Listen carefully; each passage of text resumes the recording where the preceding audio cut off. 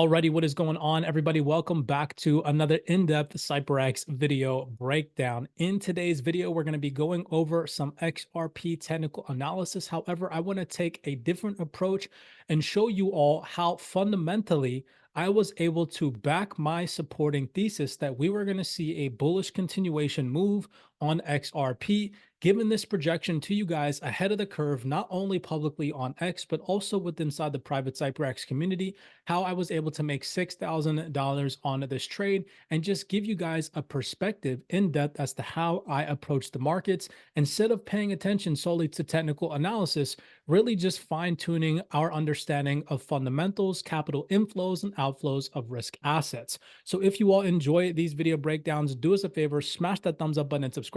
Remember, this is educational content. None of this is financial advice. I'm simply showing you guys how it is that I approach these markets. Again, you can take this information for what it is, or you can leave it alone. Obviously, of course, do so at your own risk. With that being said, let's jump into today's video breakdown. So real fast, let's just do a screen share over on the X space and within inside the private CyberX community so you can see the analysis that I was projecting out to you guys ahead of the curve.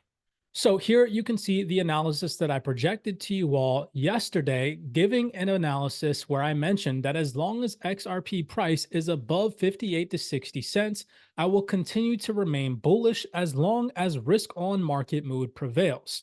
I also gave you guys the inverse scenario, what I would potentially be looking for if we saw a turnaround in market sentiment coupled with upbeat US data and dollar strength, where I said I will only reverse my bias if we break below 58 cents, which today we did not do, with an hourly candlestick close. And in that scenario, I'd be looking for further bearish targets to grab March lows around 50 cents.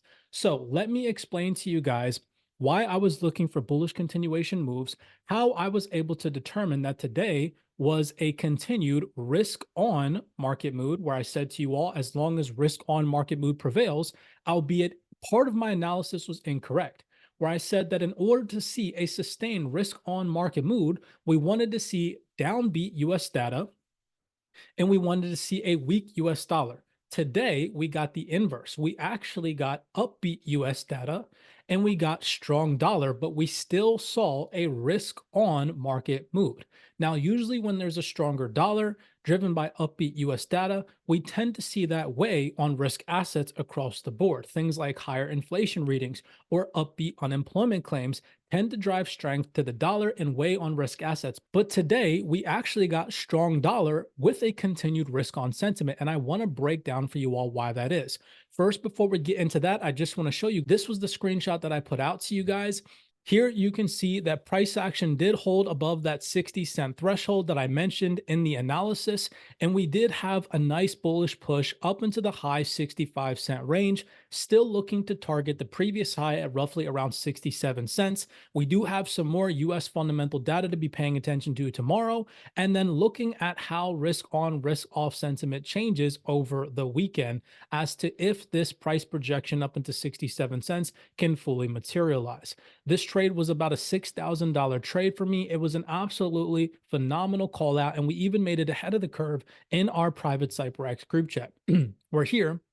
You can see this was the analysis, same analysis that I gave to you guys publicly on X. However, obviously, of course, the CyberX students get a much deeper, in-depth breakdown via fundamentals, Zoom calls, and technical analysis, all within inside our private community. So let's go over how I was able to gauge risk on market sentiment today, what took place in the market, what drove dollar strength, and why we're still seeing a prevailing risk on market sentiment, given the vast majority of the fundamentals that have come out this week to shape market dynamics.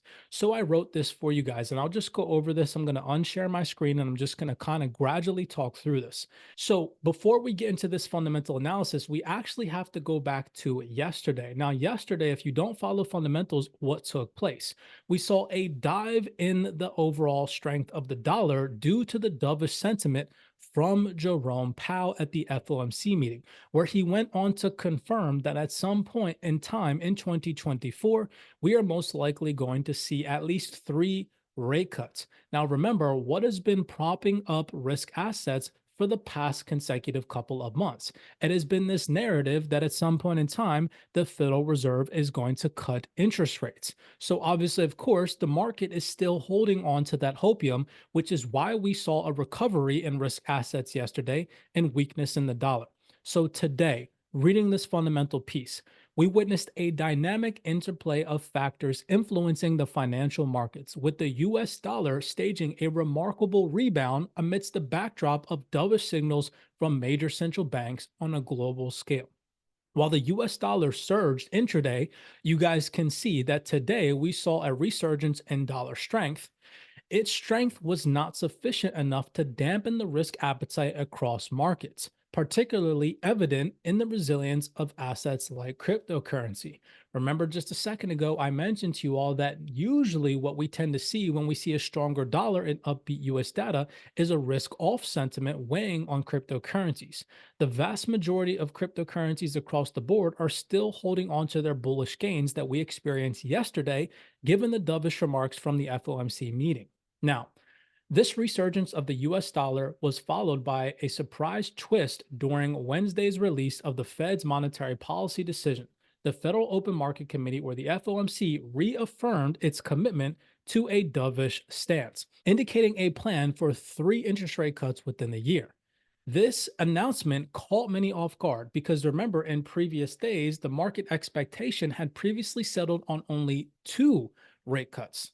Consequently, the reevaluation of the Fed's statement triggered a notable weakness in the US dollar again yesterday, coinciding with a significant rally in risk assets. We saw Bitcoin go from roughly around 63,000 back up to 67,000. We saw XRP slightly recover. We saw HBAR slightly recover from its downwards trajectory at the beginning of the week. So keep all those things in mind.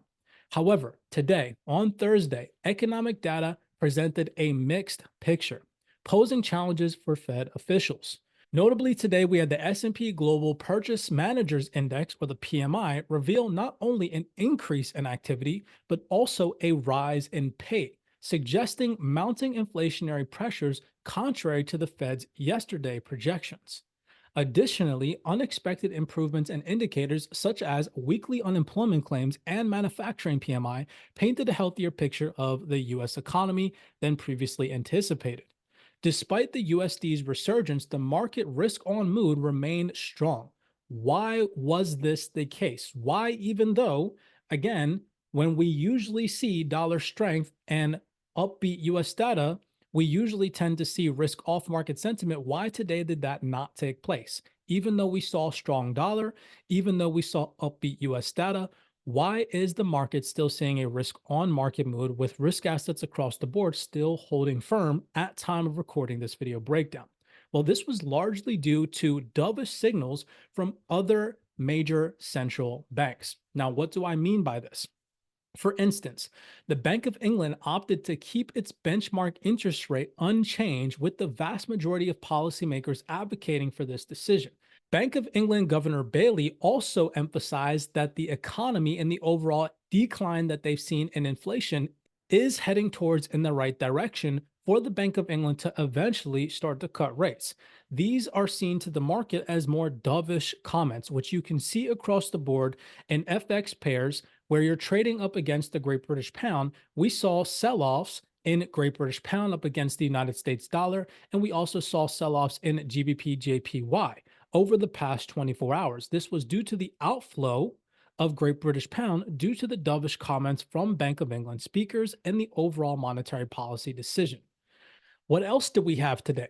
We also had the Swiss National Bank cut rates, where they reaffirmed to the market that their fight on inflation, their job to bring inflation down, has happened, and they were comfortable enough to cut rates. So, why is this all bullish for risk assets? Remember, the prevailing narrative that we got from the FOMC meeting yesterday was that the Federal Reserve is going to deliver 3 rate cuts instead of 2, as previously anticipated. So again, the market's still holding on to that narrative that on a global scale, central banks all across the board are going to start to cut rates. What does central banks on a global scale cutting interest rates lead us into? It leads us into a lower interest rate environment, right? Remember, take that into consideration. A dovish stance or a lower interest rate environment typically involves keeping interest rates low or even implementing unconventional monetary policy like quantitative easing. Lower interest rates do what? They make borrowing cheaper, encouraging businesses and consumers to spend and invest. So, right now, if these market algorithms, if these market makers are anticipating that in the near future we are going to head into a lower interest rate environment, what are they attempting to do? They're attempting to price that information in, which we can see all across the board, and which we have seen since pretty much late October last year in 2023, when the whole entire rate cut hopium narrative started to really feed into risk assets. Now, what else do we tend to see? We see weakened domestic currencies. For example, the dovish monetary policy stance that we got today from the Swiss franc and from the Bank of England led to a weakening of said domestic currency, where we saw a decline across the board in Swiss francs, and we also saw a decline across the board in Great British pound. Now, where does that money tend to go? Again, investors tend to seek refuge elsewhere and higher returns in other assets, i.e., prompting a more favorable risk on market environment because of the whole rate cut narrative and the market feeding onto that, as at the same time we saw inflow into dollar.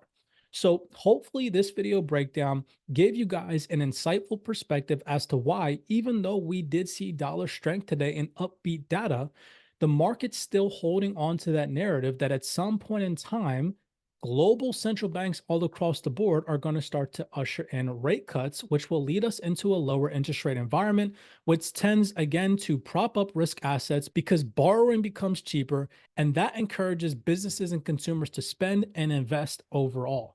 With that being said, I hope that this gave you guys, again, insights into how I was able to gauge this directional bias on risk assets, why I was so confident in giving you guys this updated analysis, not only publicly, but also in the private CyberX community. If you guys want access to any or all of my analysis, you guys have direct access to that by visiting cyberxtrading.com. We're on a daily, weekly, and monthly basis. I give my updated analysis not only in fundamentals, also technicals, also covering fundamentals and technicals in Zoom video breakdowns with the private CyberX community.